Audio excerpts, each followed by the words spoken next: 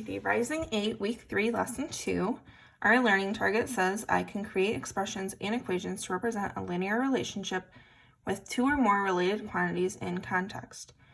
I can determine the solution to an equation of the form px plus q equal r and explain orally the solution method. And I can interpret expressions, equations, and solutions that represent a linear relationship with two or more related quantities. So 7.3, Jada crochets a scarf. Basic crochet skills are called single, double, and triple. Jada measures her average stitch size and sees that a double crochet, this is like a tongue twister, a double crochet stitch is not really twice as long. It uses a 1/2 inch less than twice as much yarn as a single stitch. Jada's triple crochet stitch uses 1 inch less than 3 times as much yarn as a single crochet stitch. So what she's saying is there's a single stitch that uses however much yarn.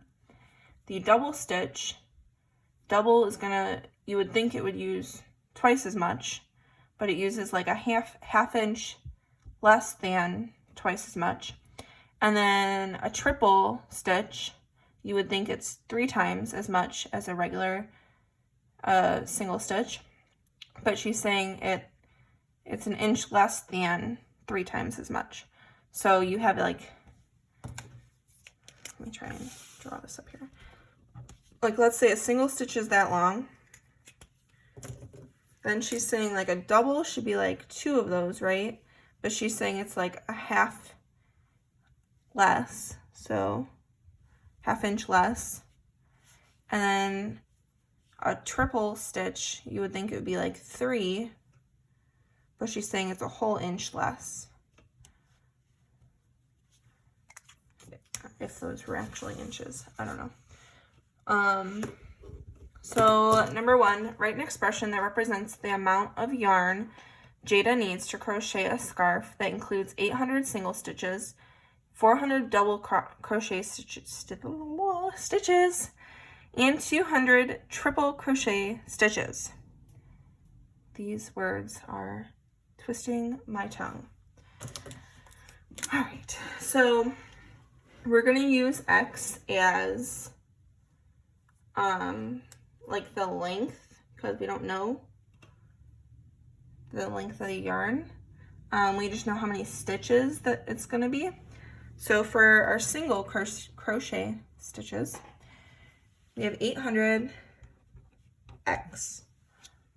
Okay, and then plus, I'll use different colors to kind of represent. So this is the single stitches. 400 double crochet. I can't say the word crochet when I'm saying a full sentence. 400 double crochet stitches. So plus 400. And then these ones are double. So it's going to be 2x, because it's double the amount of the regular one. But we're going to subtract a 1/2. So whatever length we're multiplying by, we're also going to take away 1/2. Okay? And then plus, find one more color, go with blue, 200 triple crochet stitches. So we're going to put 200. Triple is going to be 3x. And then minus, it said it was 1 inch less, so minus 1. So for every stitch, triple stitch, it's minus 1. All right. So this is our nice long equation. For the next one, it wants us to simplify this. So if I was to actually distribute, I would have 800x plus 400 times 2 is 800. We got to put that x after it. That doesn't go anywhere. Minus 400 times a 1/2. So that's like just do 400 divided by 2. So that would be 200 plus we have 200 times 3, that's 600. Keep our x there. Minus 200 times 1 is 200. So if we have like terms, all the ones with x's I'm going to circle and combine those. And all the ones that don't have a variable at the end, I'm going to also combine those together. Okay, so then down for the next one, our answer, when I combine them all, 800 plus 800 plus 600, 8, 16, 17, 18, 19, 20, 20, 2200, so 2,200 x minus, we have negative 200 plus negative 200 is negative 400. So for number 2, you should have 2,200x minus 400. And then number 3, if Jada uses 5,540 inches of yarn for the entire scarf, what length of yarn does she use for the single crochet stitch? So we're going to take this equation and put it equal to 5,540. So 5,540 is equal to 2,200x minus 400. And then we're going to solve. So the first thing I want to do is get rid of this. The opposite of subtracting would be adding. So add 400 to both sides. So 5,540 plus 400 gives me 5,940 is equal to, and then we just drop this one down, 2,200x. I want to get x by itself, but the only way I can get this number off of my x is to divide. So divide. This cancels out. I'm left with x. So then I'm going to do 5,940 divided by 2,200. And I get 2.7. So, is it inches? Yeah, inches. So for every single stitch, she uses 2.7 inches, which kind of sounds like a lot of yarn for one stitch, but okay, let's go with it. I excel. I don't stitch, so I don't even know if that's a true statement there. I don't know. I excel, you're doing 30 minutes for math and ELA every single day. Don't forget. And then your homework. I'm going to help you on these because some of them are kind of tricky. And I don't want you to be confused with word problems. I want you to understand them. And I feel like a lot of you are not coming to office hours to ask those questions. And you're just trying, but maybe not necessarily getting it right. So I'm going to go over them. That way you understand how to do them, even though you're not asking how. All right, so number 1, a piece of ribbon is Y centimeters long. Ashley cut it into 4 equal pieces to do her 4 sisters' hair. Write the expression for the amount of ribbon used for each sister. So she has a certain amount of ribbon that they're using Y for, and she's cutting it into pieces. Cutting, splitting something up, making it into different parts, that means we're going to divide. And then how many pieces is she dividing it by?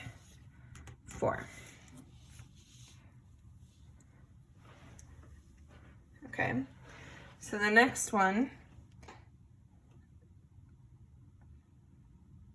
some of these I don't know if I want to write them all out. I might.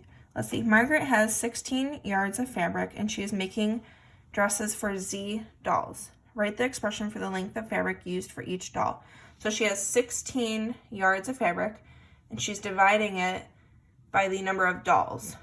Dolls is being represented by Z. Okay, so you're going to do 16 divided by however many dolls there are. You're going to put the letter Z. Okay.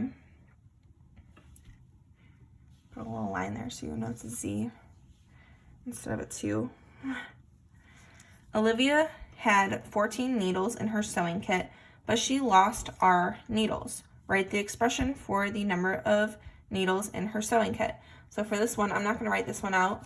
You do it. So she has 14 needles, but she lost some. So you're taking away. Take away means to subtract. So you're subtracting whatever is representing the lost amount of needles. So I think I explained that. The next one, after X dollars of discount, Emma paid $159 for her new sewing machine. Write the expression for the original price of the sewing machine. So what they want you to do, this is the price she paid after the discount. They want to know what it was before the discount. So you need to add that discount back, right? So we can have the original. So you need to add what what she paid for it and then what her discount was. Okay, so you're adding. So you're going to write 159 plus the discount was X. So you do.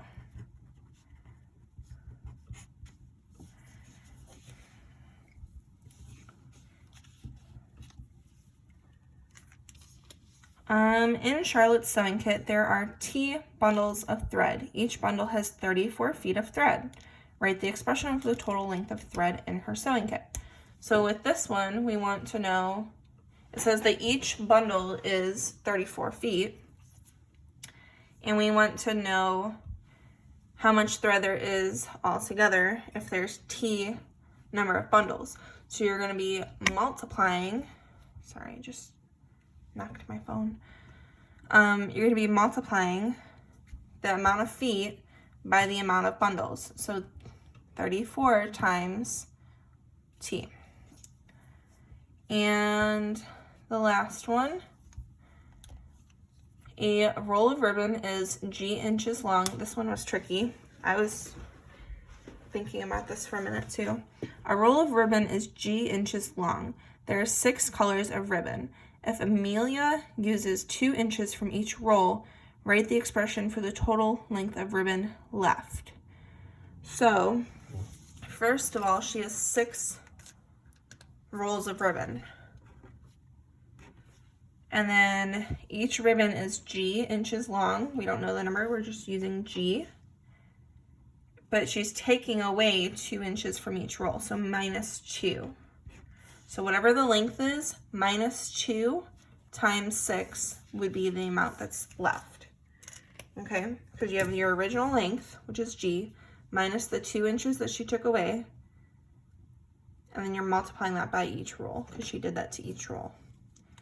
So hopefully that helps. Make sure you come to office hours if you have questions, or to just check in for attendance. You should be checking in every single day, Monday through Thursday for math and ELA. We're kind of halfway through summer school, so it'd kind of be good for some of you to stop by office hours and see what you are missing so you can stay caught up. And I will see you then.